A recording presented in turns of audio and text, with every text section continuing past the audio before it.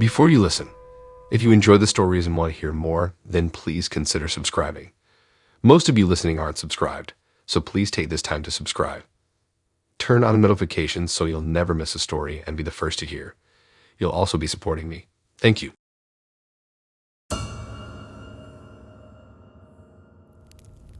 The day we got the keys to our new home should have been one of the happiest of our lives. James and I had just gotten married a month earlier, and we were so excited to finally have a place of our own. We fell in love with the beautiful old Victorian house right away. The spacious rooms with intricate crown moldings, the gorgeous hardwood floors, the big backyard with a towering oak tree. And the price was unbelievable for a house this size right in the heart of downtown. We kept asking our realtor how such a perfect place could still be on the market, but he just muttered something about the housing crisis and changed the subject. The first night we spent in that house, I had horrible nightmares. I tossed and turned all night, plagued by graphic visions of a shadowy figure dragging bodies down to a hidden basement. But when I woke up the next morning, curled up happily in James' arms, the dreams seemed silly. This was our dream home, and I wouldn't let bad dreams spoil it. We spent that first glorious Saturday wandering hand in hand through each room, brainstorming ideas for decor and making big plans for renovations, knocking down walls, remodeling the kitchen, painting every room a different color. As we explored, I started noticing strange little details that unsettled me, like scratches on the inside of a closet door or faded reddish stains on the concrete basement floor. But I pushed the observations out of my mind. This was just an old house with a bit of wear and tear. Things started to feel really eerie late that night when I got up to get a drink of water. Walking down the long hallway back from the kitchen, I heard a loud creaking sound coming from inside the wall. I froze, goosebumps covering my arms as I stared wide-eyed into the darkness. After a few seconds, the creaking stopped. When I told James about it the next morning, he laughed it off as old house noises.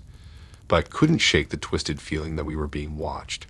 Over the next few weeks, we dove into paint samples and houseware purchases, excitedly preparing to put our mark on the place. But I felt increasingly unsettled. Creaks and groans echoed from the walls at all hours of the day. Strange flashes of red began appearing in my peripheral vision. I started having nightmares again, jolting awake breathless from visions of terrified men and women tied up in a dim concrete room streaked with blood. James grew impatient with my jumpiness and constant complaints about bumps in the night or creepy feelings. He didn't understand why I couldn't simply enjoy our lovely new home like he did. But the longer we lived there, the more I sensed something very, very wrong. One night, unable to sleep as usual, I decided to go investigate the noises coming from inside the walls. As I crept silently through each darkened room, clutching a flashlight in trembling hands, the creaking sounded again from somewhere nearby. My heart raced, throat tightening in fear as I approached the back hallway. The noises grew louder, clearly coming from inside the wall just ahead. Bracing myself, I examined the area by the stairs, running my hands along the faded flowery wallpaper. Just as I was about to give up, one section of the wall felt strange. I pushed gently and a hidden door swung open, revealing a narrow gap between the walls, just wide enough for a person to fit. Nearly sobbing with fear, I stepped inside, the beam from the flashlight revealing a steep staircase leading down into inky blackness. The creaking sounds echoed louder from below. Barely breathing, I forced myself forward down the stairs, emerging into a small, cold concrete room. In the darkness, the flashlight glinted off hooks on the walls, thick metal chains, and a long, heavy wooden table stained a deep red brown. My stomach dropped as the truth hit me. This was a killer's lair. Bile rising in my throat, I spun to run but found myself staring straight into a pair of glowing eyes. The creaking sounds changed, turning into low, wheezing laughter that made my blood turn to ice. I'd opened my mouth to scream, but no sound came out. Merciful blackness closed in as I crumpled to the floor in dead faint. The next morning when I regained consciousness, I was in a hospital bed with James, sitting anxiously at my side. As soon as I was alert enough, I frantically told him everything I had discovered about the house's horrifying history. When I had finished, he just sat in stunned silence, eyes brimming with tears. "I'm so sorry I didn't listen to you," he whispered. The police swarmed the house and quickly confirmed that the soundproof basement room concealed behind the walls had indeed once belonged to a notorious serial killer who had mysteriously disappeared years before. Each piece of new and horrifying evidence about the extent of the killer's crimes made me feel sick with the staggering realization that I had been living in a sadistic murderer's lair. Though the police reassured us he posed no further threat, James and I never spent another night in that house. The owner gave us a full refund and we moved clear across the state, determined to start fresh. In therapy, I worked through my traumatic discovery and lingering terror over what might have happened if I hadn't found that hidden basement when I did. Over time, new happy memories crowded out the dark visions that once plagued my dreams. But even now, years later, I still double-check inside my closets and behind the walls, just in case.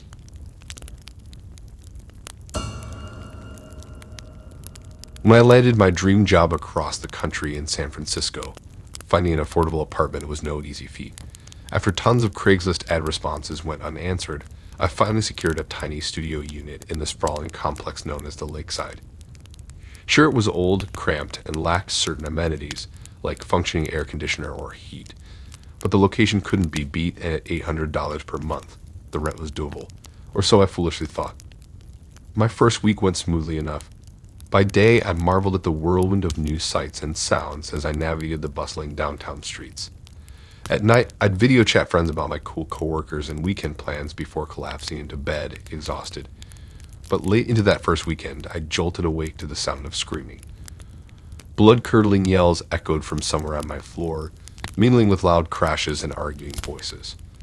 Terrified, I cowered under the covers, shaking. After what felt like forever, a commotion ceased. Too paranoid to sleep, I watched the sky lighten through my tiny bedroom window as I grappled with what to do.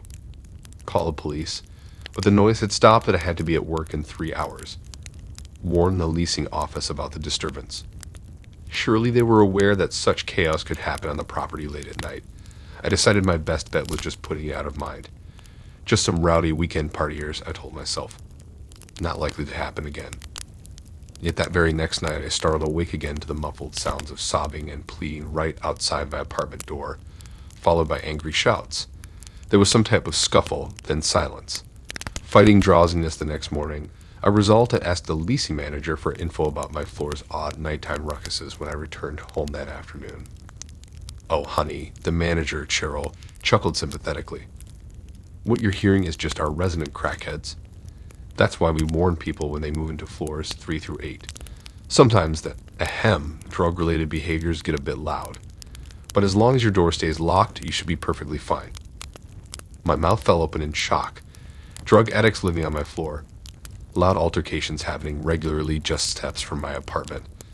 As Cheryl smiled blithely back at me, I stammered excuses and rushed back upstairs, locking and debolting my door. I scanned my minimal studio space, realizing I had nowhere to hide if someone unsavory did manage to break in. Dread coursed through me. What had I gotten myself into? The next 2 weeks were a fog of hypervigilance. Each little creak or thump from the hallway jolted me, upright, heart racing. I tipped to my door, straining to discern crackling voices. Sometimes breaking glass or cries echoed as unseen figures argued. One evening, I jumped back in alarm as furious fists pounded the other side of my door. I cowered frozen in place as a woman spewed slurred obscenities demanding to be let in. After what felt like hours, she shuffled away swearing under her breath. Dark circles formed under my eyes as I tossed and turned every night. Each workday became a sleepy trudge as I struggled to focus. Concerned colleagues asked how I was ill and urged me to see a doctor. But how could I escape what was haunting me? The hallway's night callers were my unwanted neighbors. As the first month ended, I was a nervous wreck, jumping at the sight of my own shadow and using coffee to fend off bone-deep exhaustion. Then one Tuesday around 3 a.m. came the loudest clamor yet. Crashing, slamming, shrieking, wailing. The noise was deafening, the drywall shuddering under its force. Unable to bear it any longer, I snatched out my phone with a shaking hand to dial the authorities. But a loud pop rang out first, unmistakably the sound of a gunshot. A single panicked scream pierced the air before eerie silence descended. My whole body quaked. Oh God, had someone just been murdered steps from my fragile apartment door? Police sirens soon wailed faintly many floors below as racing footsteps echoed down the stairwell. Collapsing weakly onto my couch, I broke, terror and despair crashing over me in heaving sobs. The next morning, I informed work through tears that a family emergency required me back home for an indefinite period. After booking the first flight out that afternoon, I threw my meager belongings into suitcases as I awaited my Uber. Gazing around at the first home I'd known out west, I shuddered knowing death had darkened its cramped confines. No career opportunity could keep me in that place of creeping madness a moment longer. Back in my Midwestern hometown, mundane predictability has never felt sweeter. I wake cheerfully to birdsong instead of nighttime screams. My new one-bedroom walk-up apartment may be modest, but within its walls I finally feel safe, able to work and rest peacefully. When friends ask why I left that plum San Francisco job after only a month, I just say it wasn't the right fit. No need to dredge up those bleak, terrifying memories that will surely haunt me for years.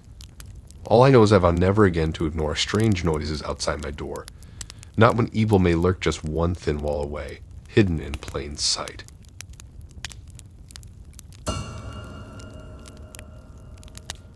When we first pulled up to the old farmhouse that would become our new family home, I pressed my nose eagerly to the window, craning my neck to take it all in. My eyes swept over the peeling white paint, the wraparound porch with chipped railings, the tangles of overgrown weeds and bushes that passed for landscaping. But what really caught my attention was the giant oak tree in the backyard. Its gnarled branches twisted toward the sky, covered in an inviting sea of green leaves. Imagining all the afternoons my brother Timmy and I would spend playing under its cool canopy already made the cramped 9-hour drive worth it in my mind. As soon as Dad stopped the wheezing U-Haul in the pitted dirt driveway, I threw open my door and raced Timmy around back to check out that magnificent tree. Circling the colossal trunk, I squinted upwards through the dancing leaves, dreaming of ideas for the perfect treehouse hideout we could build. I grinned widely at Timmy. Think how high we can climb. He flashed me a gap-toothed smile, already shimmying up the trunk like a nimble squirrel. That first warm summer night, I fell asleep happily under my poster Palooza rock band posters as moonlight filtered through the tree's swaying branches outside my window. This rambling old house didn't seem scary at all with that graceful oak standing watch. Over the next few weeks, Timmy and I constantly invented new tree-based games, wearing rings into the grass below its sheltering boughs. Sometimes we dared each other to venture higher and higher into its gnarled arms, seeing who'd get scared first. Soon we knew its every twisted limb and knothole. While Dad got to work ripping out carpets and repainting inside, that oak became our shady paradise. Until late one afternoon when Dad called us in, eyes serious. "Kids, I've got some tough news about that big tree you love so much." Mrs. Jenkins, the elderly neighbor who grew up in this house, stopped by and told me something about its history. We stared eagerly, faces falling as Dad recounted Mrs. Jenkins' chilling childhood memory of playing in the front yard while one of her teenage friends hanged herself from that very oak's thick branches on a melancholy summer night. As Dad's words sank in, I felt the blood drain from my face. I pictured that poor teenage girl, desperately lonely and despairing enough to loop a makeshift noose around the sturdy oak's branches.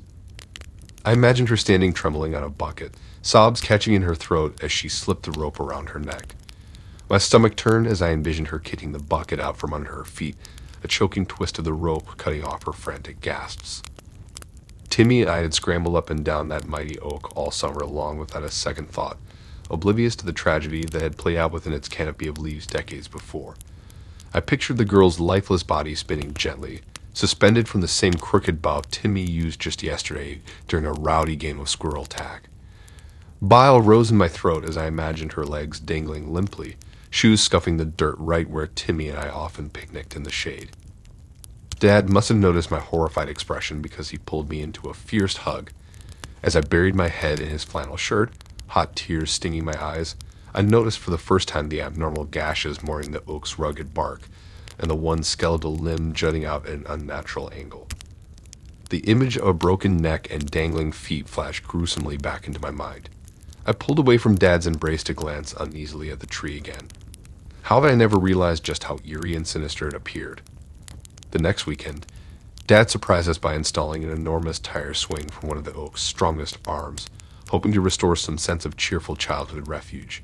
As he proudly waved us over to test it out, I hung back hesitantly. Each time the swing whooshed over that patch of grass below, I pictured a limp teenage girl dangling lifelessly there instead. but I didn't have the heart to tell Dad we were now too spooked to play under those ominous boughs. So we reluctantly took turns half-heartedly pushing each other on the creaking swing while Dad watched approvingly. With each push, my mind conjured ghoulish images of a ghostly pale waif clinging to the ropes instead of my brother, her neck grotesquely cocked to one side, blackened tongue lolling. I knew Timmy imagined it too from his trembling lip and frightened backwards glances. We always bolted inside the minute Dad went back to his endless renovations, that fog of grim tragedy hanging over us in the shade of what once was our most beloved place on the new property. Eventually, Dad got tired of seeing that expensive tire swing sit unused, so he let our old hound Rufus start sleeping under the oak instead. But strange incidents seemed to unfold there at night according to Dad. Squeaky unexplained cracks and rustles when no wind blew, odd whimpers and whines from carefree Rufus, who now refused to stay outside after sundown. Timmy and I avoided the backyard at all costs unless summoned.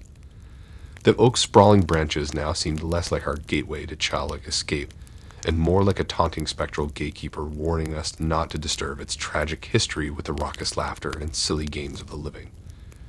Its leaves whispered sinister secrets I had no desire to learn. Glancing out my bedroom window into its shadowy embrace at night, I'd squeeze my eyes shut tight rather than meet the baleful, empty gaze I imagined from the ghost girl still wandering its restless boughs. Though Timmy and I eventually felt safe again in our cozy rooms inside those old farmhouse walls, we never ventured into the backyard without Dad after that day he shared the oak's grim past. Under that tragic tree's haunting canopy, the shadows held a chill even the brightest summer sunshine couldn't penetrate. And some histories leave stains too dark for young souls to comprehend.